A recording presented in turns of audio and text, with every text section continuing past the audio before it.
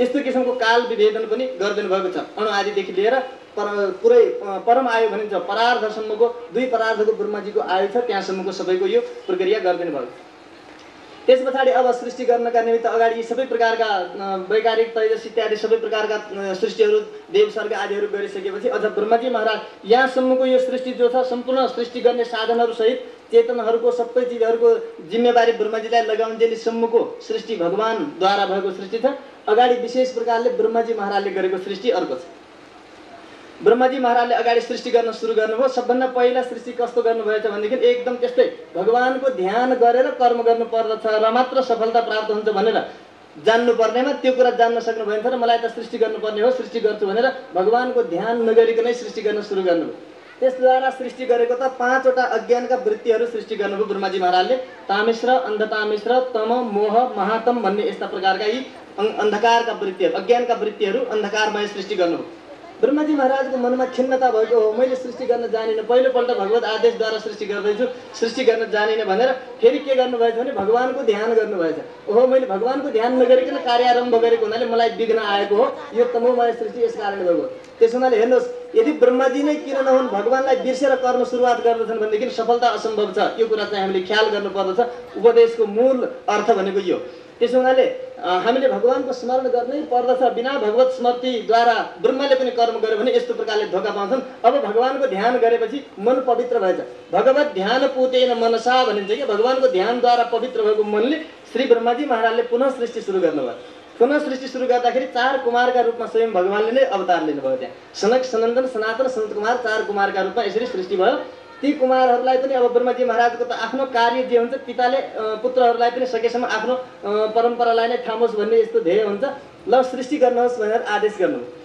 ती 4 छोराहरूले के भने भनेदेखि होइन, यो सृष्टिको प्रपञ्च त बडा विकार छ, यसमा त बडा कष्ट छ, मोह हुन्छ, फसिन्छ र आफ्नो आत्मालाई पनि बचाउन सकिँदैन र त्यसो भएको हुनाले हामीहरू त यो सृष्टिको प्रपञ्चमा लाग्दैनौँ। ऊर्ध्वरेता अखण्ड ब्रह्मचर्यको व्रत पालन गरेर भगवानको ध्यानमा लाग्दछौँ। हामीहरू त भगवत सेवा परायण भएर बस्दछौँ। हामीलाई यो सृष्टि प्रपञ्च राम्रो लागेको छैन।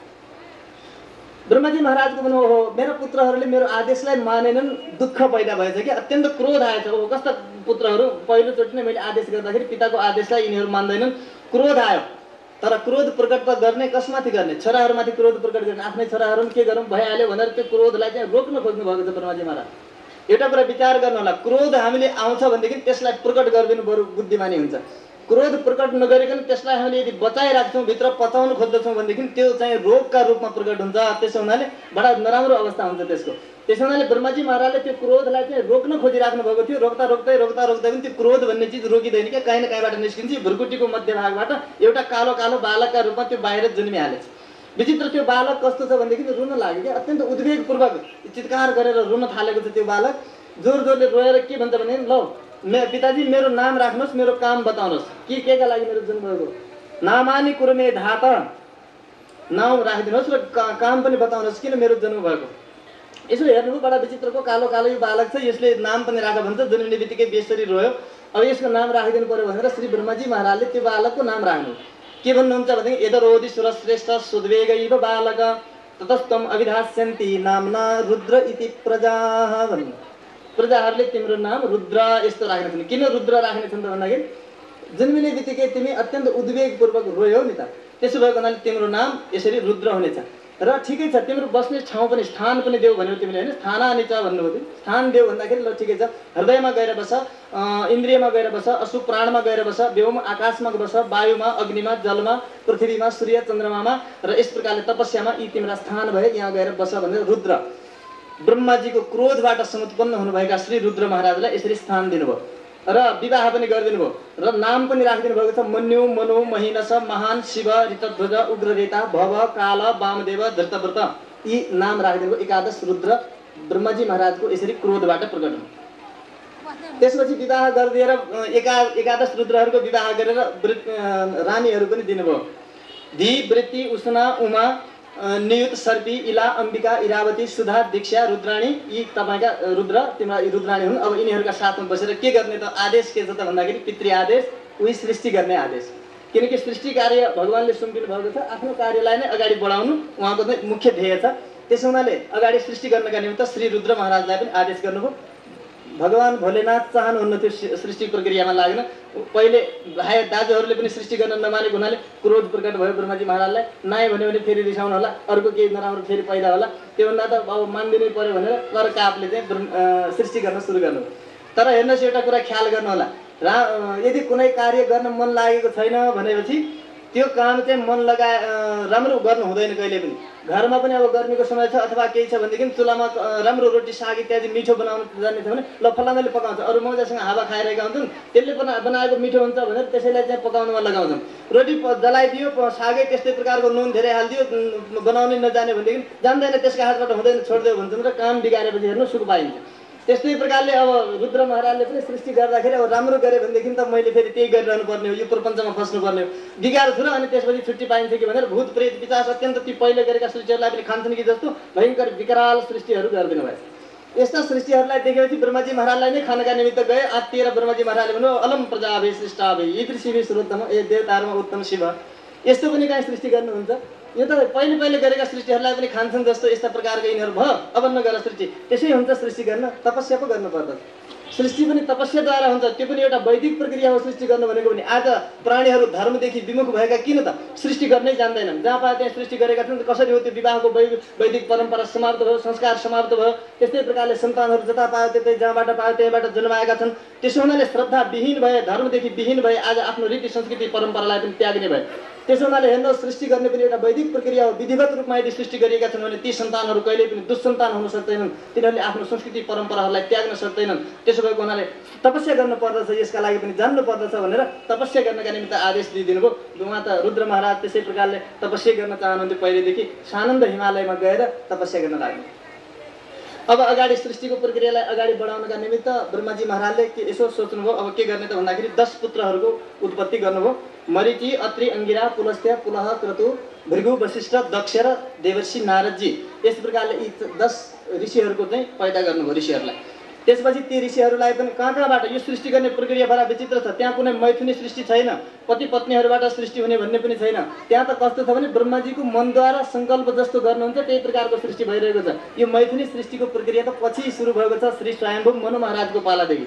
त्यसभन्दा पहिलेसम्म त यो ब्रह्माजी महाराजले कसैलाई आफ्नो बुढ्यौलाबाट, कसैलाई प्राणबाट, कसैलाई जङ्घाबाट, कसैलाई पेटबाट, कसैलाई हृदयबाट, यस प्रकारले चाहिँ अलग अलग यसरी यसरी सृष्टि गरिरहनु भएको। गर्दै गर्दै अगाडि पनि सृष्टि गर्नुभयो। अब यो सृष्टि प्रक्रिया बढ्ने भएन। ब्रह्माजी महाराजको मनमा चिन्ता के छ भनेदेखि यो सृष्टि व्यापक रूपमा जगतमा फैलियोस् भन्ने चिन्ता छ, बढिरहेको छैन। के गरौँ भनेर यसो विचार गर्दै गर्दै अब मैथुनी सृष्टिका निमित्त पति पत्नीका रूपमा 2टाको सृष्टि गर्नुभएको छ। पति पत्नीका रूपमा 2टा सृष्टि गर्नुभयो। जो पुरुषका रूपमा जन्मिनु भयो तिनको नाम हो श्री स्वयम्भू मनु, र जो पत्नीका रूपमा जन्मिनु भएको छ नारीका रूपमा तिनको नाम हो शतरूपा। यस प्रकारले स्वयम्भू मनु र शतरूपाबाट उनीहरूले पनि अब जन्मिने बित्तिकै ब्रह्माजी महाराजसँग यसरी प्रार्थना गरेर सोध्नुभयो कि पिताजी के का लागि हाम्रो जन्म भएको हो, के आदेश छ हाम्रा लागि भन्दाखेरि ब्रह्माजी महाराज खुसी हुनुभयो। किन खुसी हुनुभयो भनेदेखि पहिलेका पुत्रहरूलाई तपाईँहरू यस्तो कर्म गर्नुहोस् भनेर पनि आदेश दिँदाखेरि पनि त्यसको आदेशलाई चाहिँ ठोक्र्याउने खालका थिए। परन्तु अहिले पुत्र यस्तो नम्र पुत्र प्राप्त गर्नुभयो कि जसले मेरो कर्तव्य के हो भनेर, उत्तम पुत्र भनेको स्वयं जानेर गर्दछ जसले, त्यसलाई उत्तम पुत्र भनिन्छ। प्रोक्तकारी त मध्यमा आदेश दिएपछि ल भइहाल्यो भनिहाल्नुभयो, के गर्न टार्नु भएन भनेर त्यसरी गर्ने व्यक्तिलाई चाहिँ मध्यम भनिन्छ। आदेश दिँदाखेरि पनि त्यो आदेशलाई नमान्ने खालकोलाई अधम भनिन्छ। यो बडा उत्तम पुत्र हो, आफैले के छ मेरो कर्तव्य भनेर सोधेर कर्म गर्छ भने राम्रो हो बाबु, यही हो पिताका प्रति पुत्रले गर्नुपर्ने, तिमीले खुब राम्रो गर्यौ, ठिकै छ, सृष्टिको प्रक्रियालाई अगाडि बढाऊ भन्नु। उहाँले भन्नुभयो कि पिताजी राम्रो कुरा हो, हजुरको आदेश मैले मान्नु पर्दछ, परन्तु सृष्टि त गर्ने बिना ठाउँको घर छैन, घरेडी छैन, कहाँ राख्ने, तिनीहरूलाई केही कमाइ धमाइ खुवाउने पियाउने सबै चिज त चाहियो नि, कहाँ राख्ने, त्यसै प्रजाहरू जन्माएर मात्रै हुन्छ। हो त्यो त सत्य कुरा हो बाबु, सृष्टि छैन, सत्य भन्यो तिमीले। चिन्ता भयो ब्रह्माजीका मनमा कि अब पृथ्वी कसरी ल्याउने त, पृथ्वी र सातलमा गइसकेकी छिन्। त्यस्तै पृथ्वीलाई ल्याउनका निमित्त चिन्ता भयो। यसो चिन्तित भइराख्नु भएको थियो। एकाएक हाच्छिउँ आएछ, नाकबाट के निस्क्यो, एउटा सानो के निस्के जस्तो कालो कालो बाराहको बालक जस्तो निस्केको थियो। त्यो देख्दाखेरि त भुइँमा एकैचोटि जाँदाखेरि आकाशमा चढ्ने गरी यस प्रकारले विकराल ठुलो रूप धारण गरेर गर्जना गर्न सुरु गर्नुभयो। श्री बाराह भगवानको सबै ऋषिमुनिहरूले पनि वन्दना गरेका छन्, बाराह भगवानको प्रार्थना गरेका छन्। सबैले गर्दै गर्दै भगवान त हेर्दा हेर्दै एकैचोटि गएर समुद्रमा प्रवेश गर्नुभएको छ, गर्नका लागि तयार। भगवान एकदम विशाल हुनुहुन्छ, पर्वताकार यसरी बनेर बाराह रूप धारण गरेर भगवान पृथ्वीलाई ल्याउनका निम्ति जानु। ऋषिहरूले प्रार्थना गर्नुभयो, जितम जितम ते जित यज्ञ भावना त्रयी तनुम स्वम परिधुन भूते नमः। यद्रोम गर्तेषु निडिलु रद्धरा तस्मै नमः कारण सुकरायते। हे प्रभु, यो सुकर रूप त हजुरले एउटा कारणले बनाउनु भएको मात्रै हो, निमित्त मात्र, यस्तो बनाइदिनु भएको मात्रै रूप हो। यथार्थ रूपमा हजुर कस्तो हुनुहुन्छ भनेदेखि यज्ञ भावन हुनुहुन्छ। र हजुरको जो तनु शरीर छ, श्री विग्रह छ, यो चाहिँ साक्षात कस्तो हो भनेदेखि त्रयी वेदमय छ। र यसमा यो वेदमय छ र हजुरका प्रत्येक रोम गर्तहरू जो छन् तिनीहरू नै के हुन् भने यज्ञका सम्पूर्ण यज्ञ कुण्डहरू जस्तै हुन्। र त्यसै भगवान बाराहकै रोमबाट नै कुश कास आदिहरू यज्ञ गर्न सिकेका छन्। भगवानका सम्पूर्ण श्री विग्रहको चिन्तन गर्दै ऋषिहरूले यस्तो एउटा रूपात्मक रूपमा यस प्रकारले स्तुति गर्नुभएको छ कि भगवानका सुरुवाहरू इत्यादिहरू के हुन्छन्, ती सम्पूर्ण यज्ञ कुण्डहरू, वेदिका सामग्रीहरू जति जति हुन्छन्, ती सम्पूर्ण चिजहरू भगवान यज्ञ बाराहको श्री विग्रहमा नै प्रतिष्ठित छन् भन्ने जस्तो यस प्रकारले देखाएर बडा दिव्य स्तुति गरेका छन्। भगवान श्रीहरि यस प्रकारले प्रकट हुनुभएको छ।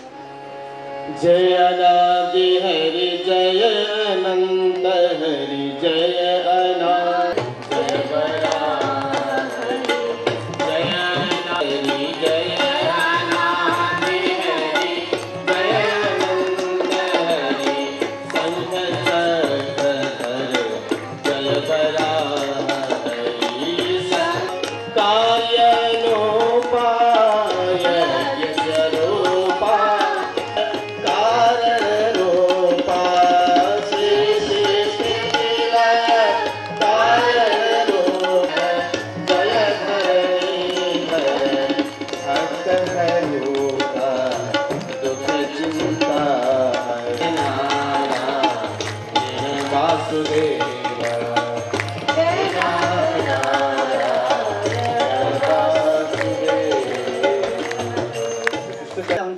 शयन गर्नाले आयु समाप्त हुन्छ, अध्ययन गर्नाले पूर्व प्राप्त भएको ज्ञान पनि नाश हुन्छ र सन्तान पैदा गर्दाखेरि भूत प्रेत पिशाच जस्तै यस्ता असुरी स्वभाव भएका सन्तानहरू पैदा हुन्छन्। यी कर्म चत्वारी वर्जयेत, यी 4 कर्महरूलाई सन्ध्या समयमा वर्जित गर्नुपर्दछ। देवी केही क्षण प्रतीक्षा गरेर भन्दा पनि मानेनन् र निर्लज्ज जस्तो भएर सन्तानको याचना गरेको हुनाले लौ त भनेर कश्यप ऋषिले पनि सन्तान प्राप्तिको इच्छालाई परिपूर्ण गरिदिनु भएको छ।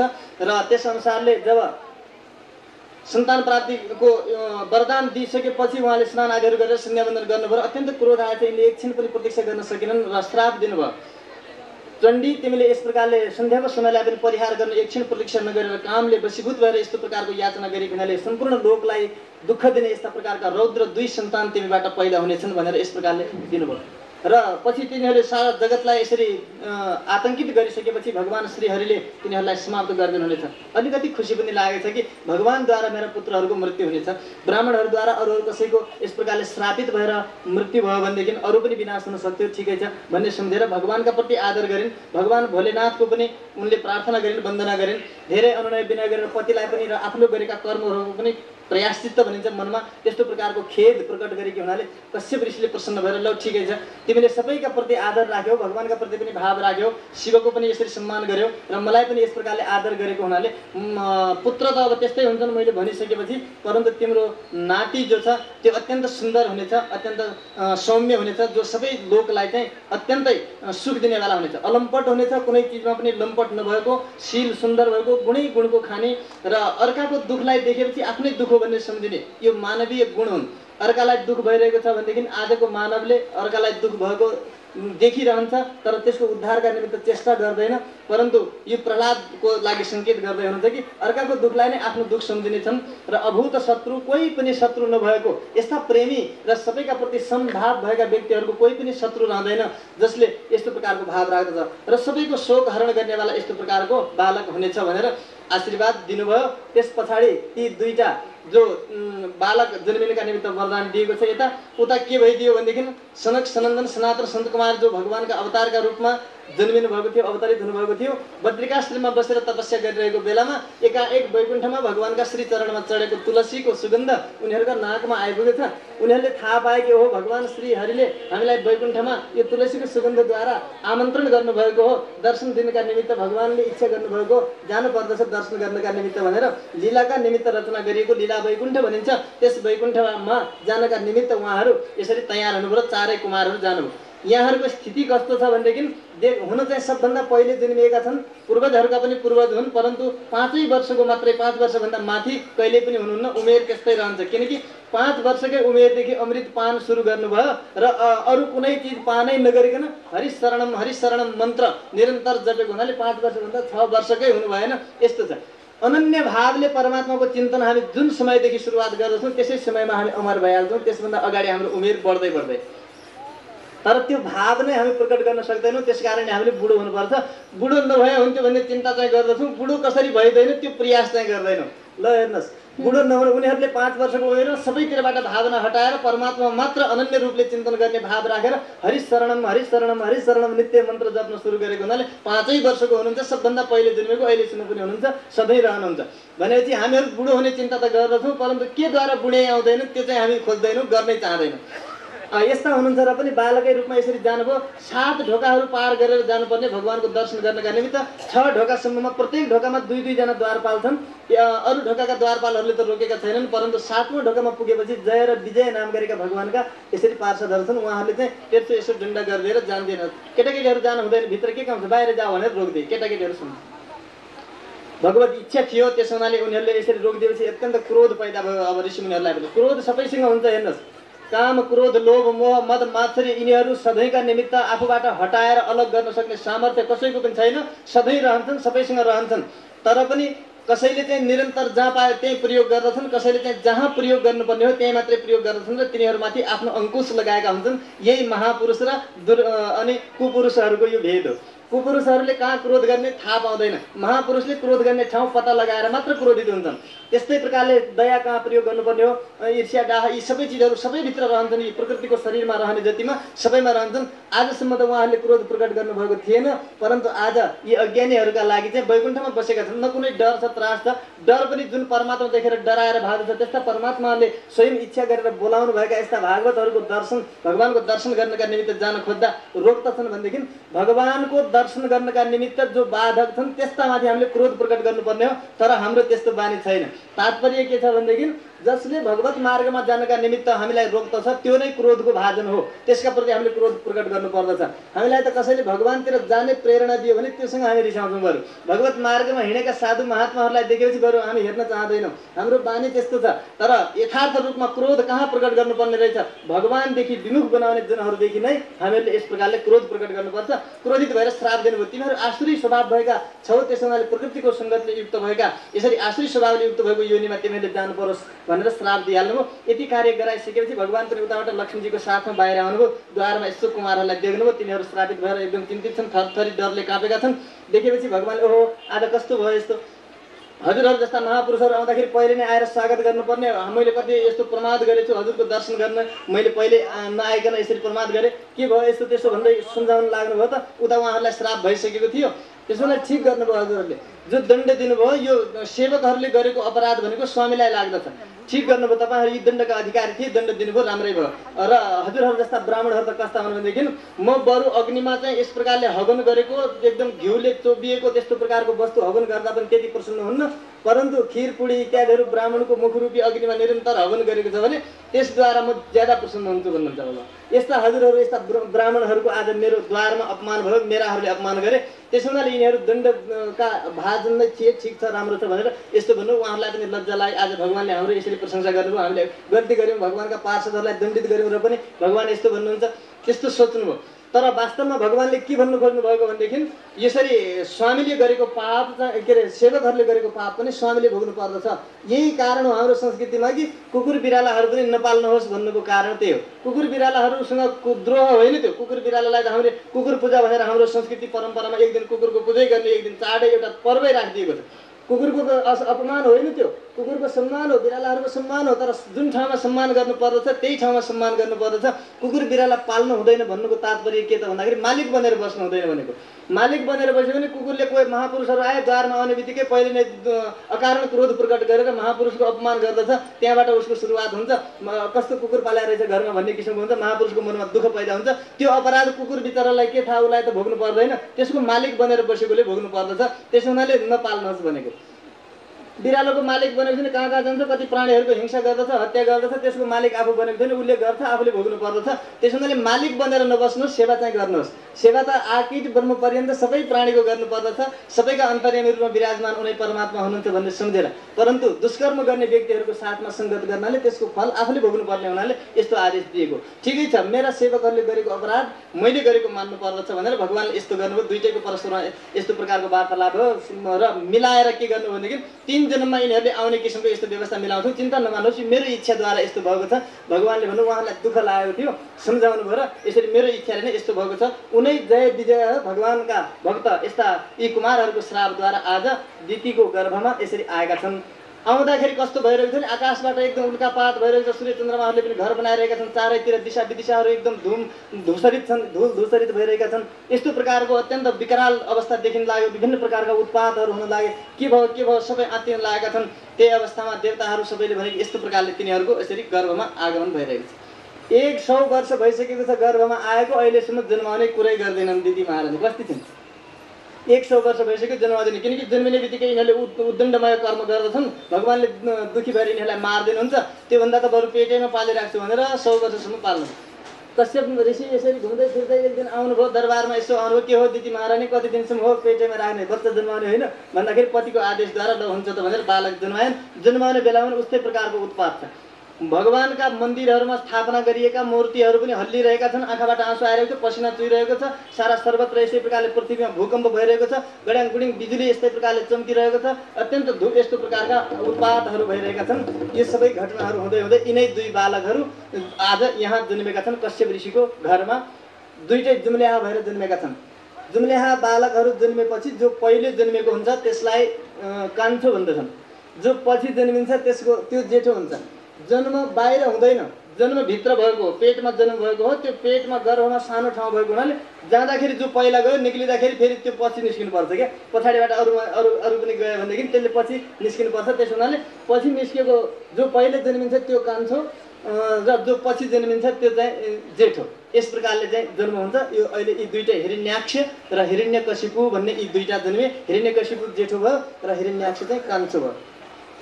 यी दुईटै भए जन्मिने बित्तिकै अब असुरहरूका त आमाहरूलाई न दुध पिलाउनु पर्ने न पाल्नु पर्ने, एकदम आकाश छुने गरी पुगिहाले, एकदम आकाशसम्म एकदम विशाल रूपमा र तुरन्त गदा हातमा लिएर दिग्विजय गर्नका निमित्त हिँडिहाले। सारा देवताहरू पनि कम्पित भएर सारा सबैलाई आफ्नो अधीनमा लिएर पृथ्वीलाई पनि समातेर त्यसैले रसातलमा लिएर गएको थियो। आज भगवान्ले त्यही पृथ्वीलाई उठाएर ल्याउनका निमित्त यसरी 12 रूप धारण गरेर समुद्रमा प्रवेश गर्नुभएको छ। त्यो पनि कस्तो छ भनेदेखि अत्यन्त बलियो र त्यो रसातलमा गएपछि बाहुमा अत्यन्त बल भएको हुनाले मसँग लड्ने कोही पनि छैन, कोही लड्ने भेटिन्छ कि भनेर कहिले देवताहरूसँग जान्छ, कहिले कसैसँग, सबैसँग। वरुण महाराजको लोकमा गएर त के भनेछ त्यसले भनेदेखि, महाराज लौ तपाईँ त राजसूय आदि ठुला यज्ञ गरेर विश्व विजेता भएर बस्नुभएको, मसँग लड्ने कोही पनि भएन, आउनुहोस् न लडौँ भनेर उहाँलाई पनि लड्नका निमित्त बोलाए। दुर्जनहरूको बल अर्कालाई परास्त गर्न, अर्कालाई दुःख दिनका लागि हुन्छ। हेर्नुहोस्, बलको अर्थ अर्कालाई दुःख दिनु होइन, अर्काको रक्षाका निमित्त बल प्रयोग गर्नुपर्ने। दुर्जनहरूका हातमा बल पुग्यो भनेदेखि त्यसको दुरुपयोग गर्दछन्। त्यसो हुनाले कुन वस्तु कहाँ सुहाउँछ त्यहाँ त्यो वस्तु त्यहीँ राख्दाखेरि मात्रै त्यो वस्तुले उपयोगिता दिन्छ। आज उहाँले भन्नुभयो ठिकै छ, तँलाई धेरै बल भएछ, तँलाई मार्ने तेरा बाहुहरूलाई बाहुको चिलाइ मिटाउने चाहिँ कोही न कोही छन्, बलिया छन् भनेपछि उसले विभिन्न प्रकारका त कुकुरले वरिपरि स्याल कुकुरले घेर्ने भएर यसरी बस्नेछ, चिन्ता किन गर्छस् भनेर भनिदिनु भयो। धेरै गाली गर्नुभयो र पनि लड्ने कोही छन् भनेपछि आफ्नो इच्छा लड्नु थियो, लड्ने चिज लड्ने वस्तु कोही छ, कोही व्यक्ति छ भनेर पाएपछि खुसी भइहाल्यो। गयो सिधै र अहिले यिनै 12 भगवान्लाई पृथ्वी आफ्नो दारामा राखेर उद्धार गर्दै ल्याउँदै हुनुहुन्थ्यो। देखिहाल्यो, हाँस्न लाग्यो। पहिले त उपहास गर्यो भगवान्को कि हो यस्तो किसिमको जङ्गलमा घुम्ने किसिमका पशुहरू त मैले देखेको थिएँ, जलमा पनि घुम्ने यस्ता पशु त मैले कहीँ पनि देखेको हो भन्दै हाँस्यो। तर भगवान्ले के सिकाउनु भयो यसबाट भनेदेखि एउटा दिव्य शिक्षा हामीलाई सिकाउनु भएको छ। चुपचाप लाग्नुभएको छ, केही बोल्नु भएको छैन, त्यसमा फर्केर पनि हेर्नु भएको छैन। हिँड्नुभयो, सिधै जानुभयो, ल्याउनुभयो, पछाडि कुकुर जसरी टोक्नका लागि पछाडि पर्दछ त्यसै प्रकारले त्यो पछि आएको छ। भगवान्ले आफ्नो दारामा त्यो पृथ्वीलाई लिएर आउनुभयो र समुद्रको माथि आफ्नो आश्चर्य शक्तिद्वारा अतला बनाइदिनु भयो। अबदेखि कसैले पनि चलाउन नसक्ने भू भूमि अतला अनन्ता इत्यादि पृथ्वीका धेरै नामहरू छन्। तीमध्ये भगवान्ले यसरी अब कसैले पनि उठाएर लग्यो फेरि लुकाइदियो अप्ठ्यारो हुन्छ भनेर अब आफ्नो यस्तो शक्तिले त्यसलाई स्थापना गर्नुभयो कि कसैले चलाउन हल्लाउन नसक्ने। त्यस हुनाले पृथ्वीको नाम नै अचला भयो। यस्तै बनाइदिनु भयो र पृथ्वीलाई स्थापना गरिसकेपछि अब फर्किनु भयो। ताते यसबाट हामीले के शिक्षा लिनुपर्छ भनेदेखि हामीहरूले आफ्नो कार्य सिद्ध गर्ने अवस्थामा कुनै कार्य सिद्ध गर्नु छ भनेदेखि त्यस कार्यको समाप्तिसम्म चाहिँ विभिन्न प्रकारका विघ्न गर्नका निमित्त वरिपरि जतिसुकै व्यक्तिहरू किन नहुन्, कसैसँग लड्ने झगड्ने त्यो मुकाबला गर्ने किसिमको भाव नराखिकन आफ्नो कार्य पहिला साधन गर्नु पर्दछ। बोल्ने मौका त फेरि मिलिहाल्छन्, समयपछि मिलिहाल्छन्। त्यस प्रकारले भगवान्ले अब फर्किनु भएर ठिक भने जस्तैले सत्यम वयम भो वन गोचरा मृगा युष्मत विधान मृगये ग्राम सिंहान नमृत्यु पाशे प्रतिमुक्त शिविरा विगत खनन तब गृहण ते भद्र ए अभद्र भन्नु सम्बोधन के गर्नु ए अकल्याणकारी भन्नु। सारा जगतको अकल्याण गर्ने त ठिकै छ, तैँले बढिया भनेछ, अहिले तेरो भनेको कुरा ठिक हो। हामी जलमा घुम्ने यस्ता मृग हौँ। वन जलको नाम पनि हो, जललाई पनि वनम जलम पनि भनिन्छ कि जल पनि जललाई वन भनिन्छ। वन हामी जलमा घुम्ने यस्ता प्रकारका मृग हौँ। परन्तु कस्ता मृग हो भनेदेखि त जस्ता गाउँका सिंहहरूलाई खोज्दै हिँड्छौँ हामी। गाउँको सिंह जान्नुहुन्छ? गाउँको सिंह भनेको कुकुर।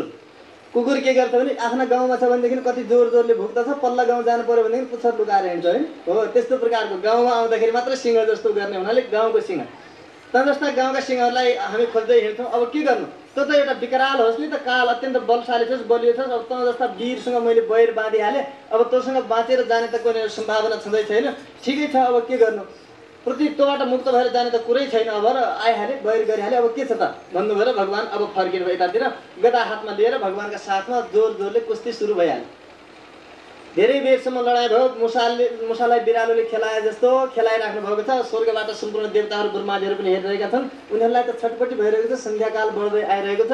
अब यो असुरहरूको बल बढ्ने समय पनि आइरहेको छ। भगवान्ले यसलाई मारिदिनुहोस्, छिटै मारिदिनुहोस्। यो कस्तो हो भनेदेखि यो त बडा दुष्ट हो प्रभु, यसलाई नखेलाउनुहोस्। यो आगस्कृत भयकृत दुष्कृत अस्मत राजभरो असुरा। उहाँले भन्नुभयो ब्रह्मादि देवताहरूले आगस्कृत, यो पहिले अपराध गर्दथ्यो, हाम्रा स्त्रीहरू सम्पत्तिहरू सबै हरण गर्यो, सब गर्यो, हामीलाई यसरी दण्डित गर्यो। पाप गर्दछ, किन यस्तो गर्छ भने खबरदार मलाई त्यस्तो भन्ने होइन भन्छ। अझ डराएर धम्क्याएर पनि फेरि त्यही कर्म गर्दछ। आगस्कृत भयकृत, भय देखाएर पनि अझ दुष्कृत, यस्तो प्रकारको यो कर्म गर्नेवाला यो दुर्जन हो। यसलाई चाहिँ नखेलाउनुहोस् प्रो, छिटै मारिदिनुहोस्। भगवान्ले मुस्कुराउँदै त्यसलाई यसो खेलाउनु भयो धेरै बेरसम्म।